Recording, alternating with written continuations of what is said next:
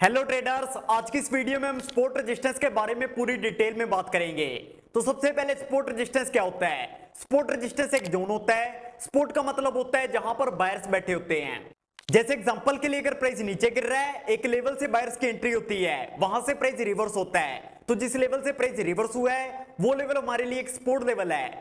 इसी तरीके से एक होता है मल्टीपल सपोर्ट लेवल। ये एक ऐसा लेवल होता है जहां पर बायर्स हर बार बाय करने के लिए रेडी रहते हैं, यानी जब भी प्राइस इस लेवल के पास आएगा तो वहां से प्राइस ऊपर जाने के बहुत ज्यादा चांस हैं। जैसे एग्जांपल के लिए अगर प्राइस नीचे गिर रहा है, एक लेवल से प्राइस को रिजेक्शन मिलता है, वहां से प्राइस ऊपर जाता है, तो ये लेवल हमारे लिए एक सपोर्ट लेवल है। लेकिन इसके बाद प्राइस इसी लेवल से 3 से 4 बार सपोर्ट लेता है, तो अब ये लेवल हमारे लिए एक मल्टीपल सपोर्ट लेवल है।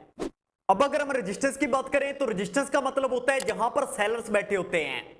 जैसे एग्जांपल के लिए अगर प्राइस ऊपर जा रहा है, एक लेवल से सेलर्स की एंट्री होती है, वहां से प्राइस नीचे गिरता है, तो जिस लेवल से प्राइस नीचे गिरना शुरू हुआ है वो लेवल हमारे लिए एक रेजिस्टेंस लेवल है। इसी तरीके से एक होता है मल्टीपल रेजिस्टेंस लेवल। ये एक ऐसा लेवल होता है जहां पर सेलर्स हर बार सेल करने के लिए रेडी रहते हैं, यानी जब भी प्राइस इस लेवल के पास आएगा तो वहां से प्राइस नीचे गिरने के बहुत ज्यादा चांस हैं। जैसे एग्जांपल के लिए अगर प्राइस ऊपर जा रहा है, एक लेवल से प्राइस रिजेक्शन लेकर नीचे गिरता है, तो ये लेवल हमारे लिए एक रेजिस्टेंस लेवल है। लेकिन इसके बाद प्राइस इसी लेवल से 3 से 4 बार नीचे गिरता है, तो अब ये लेवल हमारे लिए एक मल्टीपल रेजिस्टेंस लेवल है। लेकिन प्राइस हर बार सपोर्ट रेजिस्टेंस के जोन के अंदर मूव नहीं करता है। प्राइस अपने रेजिस्टेंस को भी ब्रेक करता है और प्राइस अपने सपोर्ट को भी ब्रेक करता है। जैसे एग्जांपल के लिए अगर प्राइस हमारे रेजिस्टेंस को ब्रेक करता है तो प्राइस हमारे अगले रेजिस्टेंस तक जाएगा, जिसे हम R1 बोल सकते हैं, और जो लेवल हमारे लिए पहले रेजिस्टेंस का काम कर रहा था अब वो लेवल हमारे लिए सपोर्ट का काम करेगा। इसी तरीके से अगर प्राइस हमारे सपोर्ट को ब्रेक करता है तो प्राइस अगले सपोर्ट तक जाएगा, जिसे हम S1 बोल सकते हैं, और जो लेवल हमारे लिए पहले सपोर्ट का काम कर रहा था अब वो लेवल हमारे लिए रेजिस्टेंस का काम करेगा।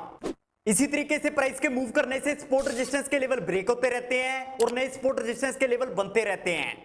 अब तीसरी तरह का सपोर्ट रेजिस्टेंस होता है ट्रेंड लाइन सपोर्ट रेजिस्टेंस। इसमें या तो प्राइस स्ट्रॉन्ग अप ट्रेंड में होता है या फिर प्राइस स्ट्रॉन्ग डाउन ट्रेंड में होता है। जैसे एग्जांपल के लिए अगर प्राइस अप ट्रेंड में है, यानी प्राइस लगातार हायर हाई और हायर लो बना रहा है, तो यहां पर हम हायर लोस को मिलाकर एक ट्रेंड लाइन ड्रॉ करेंगे जो हमारे लिए सपोर्ट का काम करेगी। अब अगर प्राइस हमारी सपोर्ट लाइन को ब्रेक करता है तो हमें मार्केट में एक बहुत बड़ा डाउन ट्रेंड देखने को मिलेगा, और ब्रेकआउट के बाद यही सपोर्ट लाइन हमारे लिए रेजिस्टेंस का काम करेगी। अब अगर प्राइस डाउन ट्रेंड में है, यानी प्राइस लगातार लोअर लोअर लोअर हाई बना रहा है, तो यहां पर हम लोअर हाइस को मिलाकर एक ट्रेंड लाइन ड्रॉ करेंगे जो हमारे लिए रेजिस्टेंस का काम करेगी। अब अगर प्राइस हमारी रेजिस्टेंस लाइन को ब्रेक करता है तो हमें मार्केट में एक बहुत बड़ा अप ट्रेंड देखने को मिल सकता है, और ब्रेकआउट के बाद यही लाइन हमारे लिए सपोर्ट का काम करेगी।